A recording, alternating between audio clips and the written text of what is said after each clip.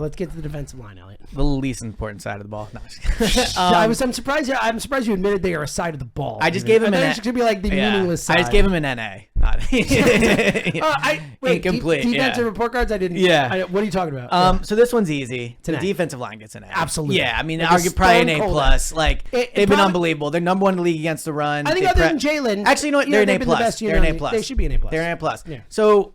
Just quickly, just to give everyone their credit, Jalen Carter has been everything you could have hoped for and more. Josh Sweat should be mentioned among the best edge rushers in the NFL. Josh Sweat should be mentioned. Yeah. Elliot, he's like a top 10 edge rusher. Dude, he is a terror, and he does not get talked about. He makes big plays late.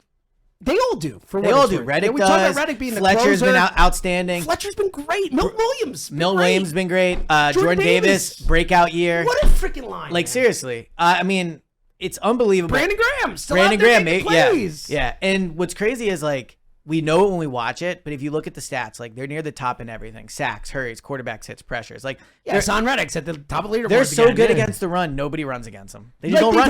They don't even try it. They have the least amount of run attempts in the league. So that's a great point. Like teams just don't run against them. We will probably never cover a team that has a more perfect unit than this defensive line. Well, like, it's so funny. Some will be just as good. The almost sack record, and it's like, D-line's dude, better. they're unbelievable. So they get an A plus, and if they win the Super Bowl or when they win the Super Bowl, the defensive line will be maybe the main reason. Like them, Jalen, the quarterback, Jalen and Sirianni, and then the D-line for sure. But the defensive line will play a larger role than most defensive lines do. Outside, like when the Giants won the Super Bowl, because it's so important with the way their defense is structured. Yeah. All right, I have a grade for the linebackers. I think is going to surprise you. Okay, good, because I'm big on my guy Zach Cunningham. Yeah, so maybe you won't be actually that surprised. I gave him a B. I think we have to change our perception of how we view the linebackers. And I think I've been guilty of this too. I think it's somewhat lazy analysis. And again, hand up, I've done this. To just continually be like the linebackers aren't that good.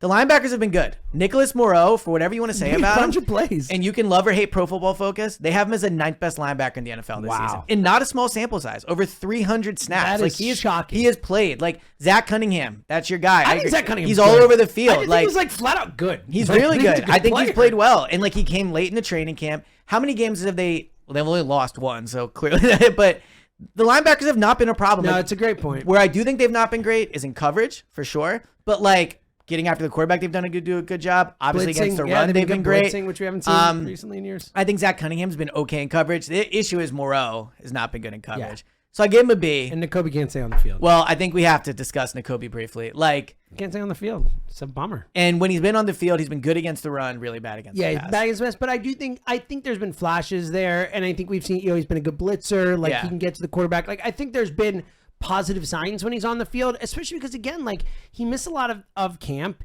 He missed the beginning of the season. Whatever it was. For sure. He's hurt again. Like, no one's even talking about it. I just think it's like. It is what it is. Like he's not getting a chance to play because of injuries, and like it's impossible to go out there and just play. And he's not getting a chance. I just think it's another freaking incomplete on Nakobe. And it sucks. My concern with Nakobe is, I think first of all, he might just be a guy who gets. I think Nakobe is going to be in the NFL for like 5 or 6. Like I think he has an NFL career in front of him. He's smart. He's a good teammate. Even if he played special teams. Well, I was going to say he's a great special teams player. I don't think he's an every down linebacker. He has to stay healthy. Yeah. I think he's super talented. I still believe in him. I think he's a smart football player. Like all the things I believed in are still there. And I did see enough flashes where I was excited about him. But again, like, health is a skill. It is what it is right now. All right. So I gave him a B. What do you? I think it's fine. I would have said B minus probably. Yeah. But yeah. Okay. Look at this. Who'd have thunk it? Right on. I'm a harder grader over here sometimes. All right. The secondary. F. No, it's not an F, but it's not good. Yeah. So let me run through my logic and then I'll tell you what So here's what I think is important, I think, to take into account with the secondary. You can probably tell my grade's going to be higher than most. Yeah. Well, the fact that they've had like 9 different units out there. So that's part of it. But also, Jimmy Kempski made this point, and I'm so happy I made it. I'm happy I read him because I think it's such a smart one, and it's changed my perception on this. They are getting the ball thrown on them. Yeah. So you mentioned this. Much. So last year, Darius Slay in 20 games, he had 83 targets. So all the regular season, all the playoffs. This year, he already has 60 targets. Wow. He's going to be like 40 or 50 more targets. Now, you could look at that and go, well, it's because he's not playing as well. But his average yards per catch allowed are exactly the same, 11.2 to 11.9. I don't think Slay has played as well as last year. But I think part of the reason the secondary feels so exposed is because teams cannot run on them, so they have to throw it. And the Eagles are always ahead. The Eagles have had like 30 or 40 more pass attempts on them than any other team in the NFL.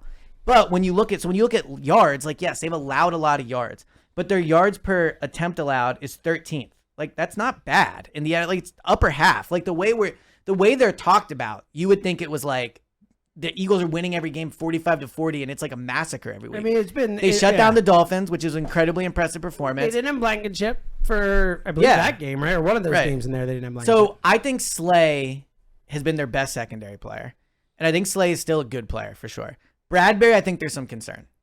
Bradbury looked slow down the sideline. So Bradbury this year, he's giving up 13 yards per completion, which is 8th highest among starting quarterbacks in the NFL, and his average depth of target is 5th highest. So teams are going after Bradbury deep, and it's a problem. Like, he's not turning his head around. He looks slow. He's been a problem. The nickel spot, obvious problem. Disaster. Yeah, and that's the biggest thing. Like, and we talked about the moment. I said through that first month when everyone was like freaking out and they're 4-0, I was like, the single biggest issue this team has had this entire month has been the injury to Vontae Mills. Yeah, it's killed them. So Sidney Brown is playing in there. He's a really good player, Vontae. He's very good. Another guy can't stay on the field. Yeah, but when he's out there, he's a damn good. He's very good. So Sidney Brown's been out there. I don't think it's fair to even grade him. Like, he wasn't drafted to do it, and he's a rookie. No, he's a safety. Yeah, like, I give him credit for even trying out there.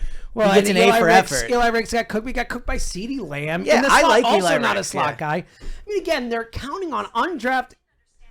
Well, I'll explain it to you, Siri. Yeah. I mean, they're playing with undrafted free agents out there. Yeah, and I think Eli Ricks didn't get drafted this year, and he's playing against CeeDee Lamb in like basically Sunday Night Football. Yeah, I mean, seriously. No, I agree. So, but the issue is, like, when Roby comes back, maybe you hope that things are better. But which I do think he will help. But it's asking a lot of someone that was on the street. I know, but at least he knows the freaking position. For sure. I think he will be their best nickel. He will be their best nickel.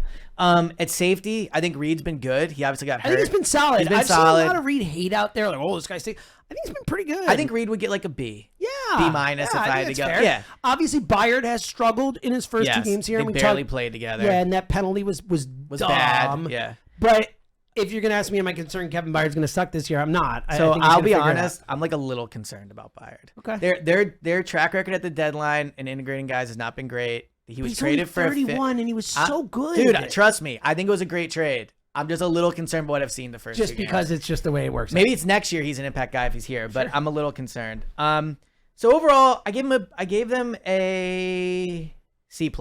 Okay, so I would go like C- for that. Okay. They're still 8-1. I think it's worth mentioning. I agree. Look, I know. I would have given Jalen an A. There are other spots where I would go higher than you, but I think in this one, C-.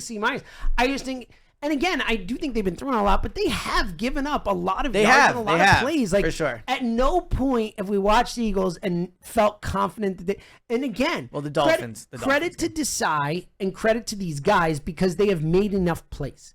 Like, in the end, the Dallas Cowboys did only score 6 points in the second half. Now, they could have had that one. They could have had this one. But they didn't. But they didn't. And that's where I'm going. I'm saying credit to them. Like, they didn't. And in the end, they've made those plays. But, like, when I watch Eagles games every single week, the single worst part of the team is the second. Agreed. Every single week. So, like, I got to give them the lowest grade. For me I think it's fair they deserve the lowest grade. Them or the running backs. But I think they have to be below them. I do. Because I think DeAndre Swift alone has been better than any secondary player. I think if you put the DeAndre Swift's individual grade and all the secondary players, I think DeAndre Swift's getting the highest. I think he's right there. I mean, I think Reed's maybe right there. Yeah, but regardless, DeAndre's got to be like a B+ A-, DeAndre. What we've gotten from him. Yeah. Probably fair. I mean, again, it's really only 2 out of 9 games he's been good. No, but he's still good, man. Like, when he still makes plays, he's getting like, the ball. He's getting like 18 carries a game. Or sorry, it's less than that. But it's again, like they just 16. haven't run the ball well. But he's still, you could see it. Eye test wise, like the dude makes people miss. Yeah, he's tougher than I thought he was. I don't completely disagree with you on that. All right, coaching. Where are you at? I would give him an A. Okay. I really would. I think and here's why. I'll tell you why. I think for them to be sitting here at 8-1, for Nick Sirianni to have navigated this with 2 new coordinators. 2. Michael Clay, all of a sudden, by the way, doing a great job. So yeah, for sure. It's a good point. And they get credit for it. And then although again, not great against Dallas. I know Brian Johnson has not been perfect, and people have been upset, and we've complained about it. The offense has been awesome. Like the offense has been better than it was last year. Awesome. Awesome. Like statistically awesome. And again, I think we go back to the perception based on the rest of the league without watching everything and all that.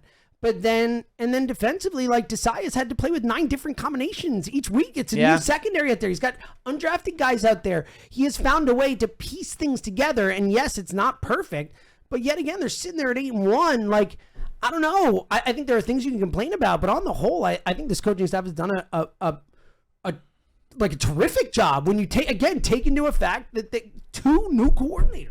So you talked to me up from my grade.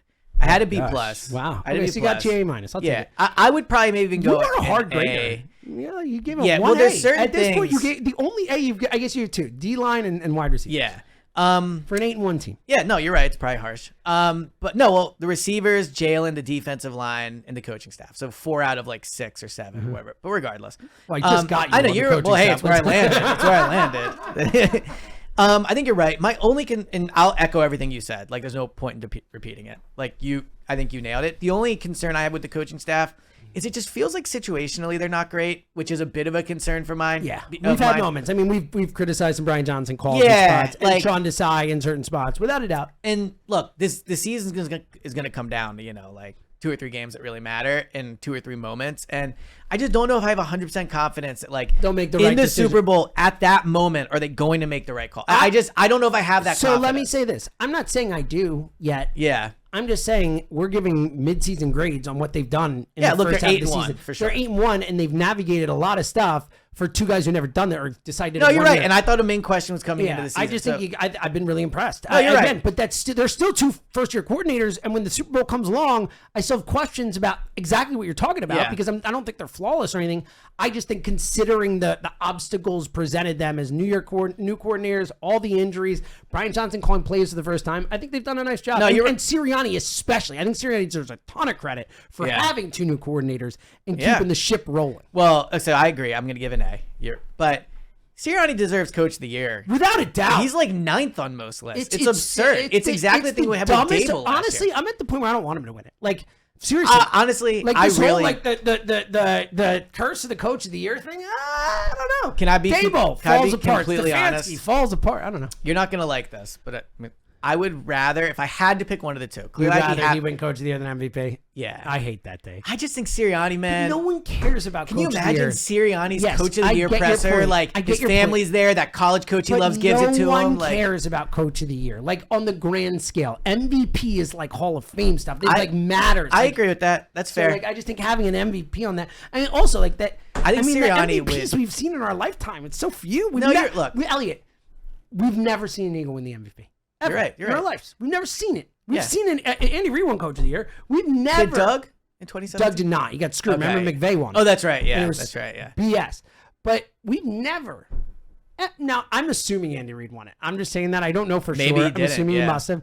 Yeah, okay, Tucker just said he did. Yeah.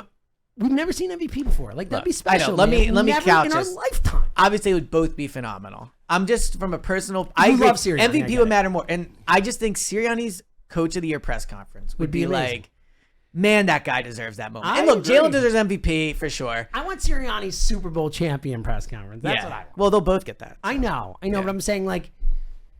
Yes. But, like, I just think Sirianni's been screwed out of it. Like, Jalen hasn't gotten it, but he's in the conversation. Jalen was second. Sirianni's not even, like, mentioned. It's absurd. I agree with you. He's doing one of the best win-loss coach jobs we've seen in the history of the NFL, and he's like 5th on all these lists. I just bumped you up on the grades. I'm with you. I know. It is funny. I was going to give him a B+. I was like, crazy. Give him an A. Yeah, you're right. Yeah, I'm with you.